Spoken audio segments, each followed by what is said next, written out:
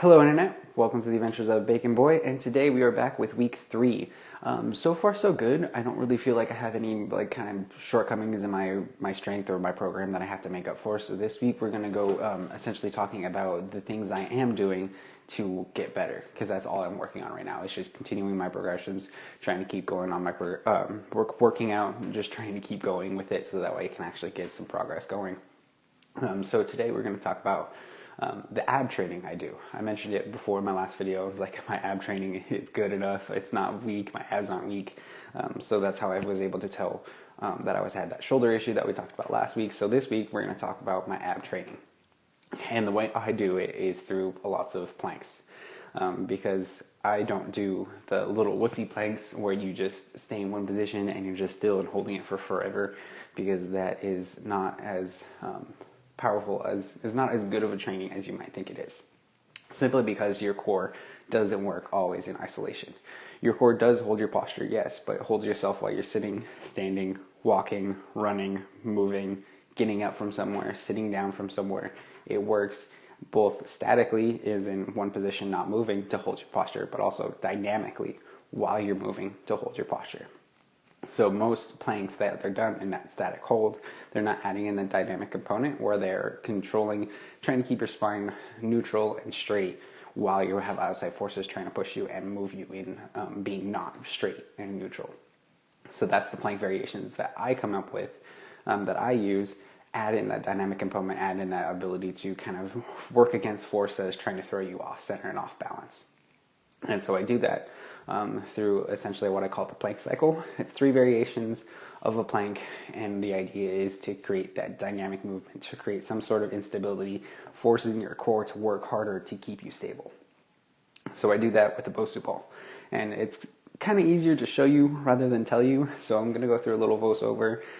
The first one is going to be a rocking plank using a Bosu, then it's going to be a version of a buzzsaw plank on the Bosu, and then the last one is going to be that static hold, but by the time you get to it, you're nice and fatigued out from all of that, and you're on the unstable surface of the Bosu, so that you are essentially trying to just make sure that your fatigued out muscles are now continuing to work. And you do that cycle twice over. There's 3 of them, so you have to make sure you get yourself the right time to do all of them, a rest interval, and then the time to go again.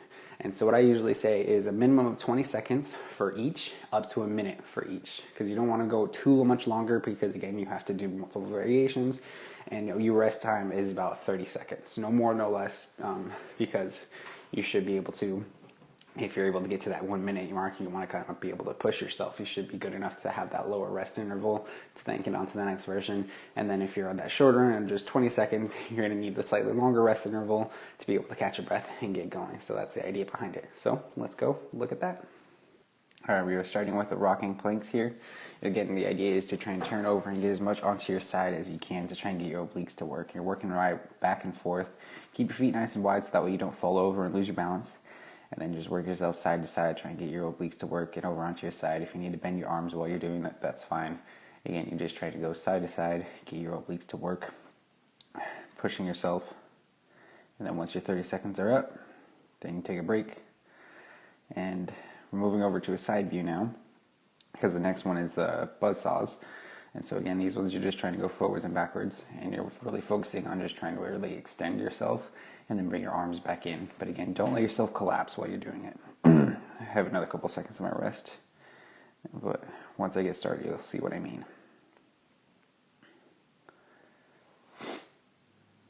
And then there we go. So the idea is to push and pull as far as you can, and you're really trying to focus on really getting that extension and that pulling itself back in. So don't let your shoulder blades collapse. Really try and push yourself up, get that distance. My hand slipped a little bit there, but again, just really focus on that push and that pull as best you can. Keep your time going for that 30 seconds. Try not to let your hips sag. Try not to let yourself rock back and forth on your feet too much, because then that'll help shorten the distance you're trying to move your arms. Then once your 30 seconds are up, or the time you set for yourself, you go ahead and relax. You'll have 30 seconds to rest, catch your breath, and then the next one is just that static hold. But by now you should be really tired. Your abs should be burning a little bit, your arms should be a little bit pumped out, so by the time you get to that last hold, you should be nice and tired, and it should be nice and difficult, instead of just fairly easy. So as soon as I get up in, you'll kind of see I was a little shaky because, again, I was just a little tired from having done all the other stuff. Yep. Try and keep your head up while you're doing it too. You can see a little bit of shaking, but probably not much through the camera, but it felt like a lot more when I was doing it. But you're just trying to keep that head up, try and keep that neutral spine. You're trying to hold your stomach in as tight as you can. And same thing, don't let your shoulder blades collapse. Try and push yourself up and away from the Bosu, and just try and keep yourself as still as you can. You'll be nice and tired, and you'll be a little bit shaky, so that's going to make it nice and tough. And it's just once you finish up that time, go ahead and relax, and then you got to wait 1 more minute, and then you're going to start the whole cycle over again. So, deceptively hard, huh? It looks kind of easy when I do it because I've been doing it for a little while, so I've gotten pretty good at it. I was feeling kind of sick when I did that, so I was only at 30 seconds, just because I was having a hard time breathing. I don't know if you can still hear it a little bit, but I'm very congested, so I'm trying to work through that for the next week, trying to get back to it. And so we're going to talk about next week that. But for now, back to the planks. If you don't have the Bosu, or if you're just straight up not strong enough to use the Bosu, then there's another version. There's the slightly more advanced version without any equipment that you can do that follows along the same principles: a dynamic side-to-side movement to get your obliques to work, and then a forwards and backwards movement to try and get your serratus muscles to working a little bit harder, and then into the static hold now that you're nice and fatigued, just to finish out and make sure that you're getting as tight of a contraction as you can. So when you're easier versions, you want to start getting on a little bit of an incline. So you have, again, like with the push-ups, more incline equals less resistance, so it should be easier for you. But if you can get all the way down to the floor, then you can do it. All you need is really one thing, which is sliders. The sliders are essentially fancy little thingamajigs like this that are allowed to slide easily on different surfaces. This surface will slide very easily across hardwood, while this one will slide very easily across carpet. But you don't really need these, because if you're on hardwood, all you need is a nice clean pair of socks that are going to slip around really easily. Or if you're on carpet, all you need is like a dinner plate that's going to, again, slide really easily across carpet. These are the only kind of things you need, because that will help you complete the buzzsaws. But if you can't do the buzzsaws, then I have another version for you. So let's go right over there and get into them. All right, so for the next versions, to get that side-to-side stability, you have to do the shoulder taps. So once you're up in that correct position, all you got to do is just tap your shoulders, because that forces you to fight against that side-to-side motion. And it's difficult because the tendency for people when they do these is they want to turn their body all the way over on their side to be able to touch, and you have to try and keep your shoulders level and not move at all. Because when most people start doing this, they turn over all the way over to do that. But again, you just want to keep your feet nice and stable. You're going to fight side to side to be able to get that done. And then this is where the buzzsaws come in handy. So let's move the camera angle. All right, so you're trying to focus on keeping your feet on the sliders, and again on your elbows, and you're just, again, instead of moving your arms, you're going to move your feet. So you're going to go back and forth, back and forth. It's kind of difficult to talk while doing these, but that's the idea. You're going to go back and forth for 30 seconds using the sliders to be able to do so.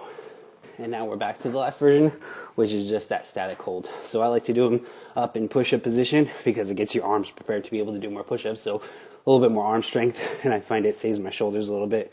But you just got to hold that position now that you're nice and tired. Once you get your time, then you'll be good to go. Alright, so if you are doing it on the elevated platform because you can't do planks on the floor yet, the way to get your serratus to work without doing the buzzsaws is to just do a push and pull with something. So I have a book left over from college. It's a very expensive weight, but it still works. And so essentially you just stand on your elbows on the end, and then you just push and pull the book or the weight, whatever you have, back and forth, because the idea is you need to get that extension and then pulling that back in to get your serratus to work. So you do some on one side, switch it to the other side, push and pull back and forth. And once you do that, you should be able to do the shoulder taps at this height and then the static hold at this height if you're doing the elevated planks to make it easier. And that's just basically how you do it. Alright, so now you know how to make planks actually difficult and proper, well, maybe not proper, but essentially better working for you to be able to get a little bit more muscle activation, just to add that dynamic component. I showed you several ways how to do it, from the most advanced version back down to the easiest version you can do, to add in essentially a dynamic plank, that dynamic movement where you have to fight against something beyond just the gravity of you staying still. Of course, there still is that static component, but it is a very small portion because, again, most of your ab work is done while keeping your balance in movement and a little bit of just standing still. And so training through the plank cycle that I showed is a way to be able to simulate that in your training and from real life. So if you enjoyed this, like, subscribe, and all that jazz. And if you want to see more, tune in for next week when I continue on my Road to Recovery series. Other than that, have a good day.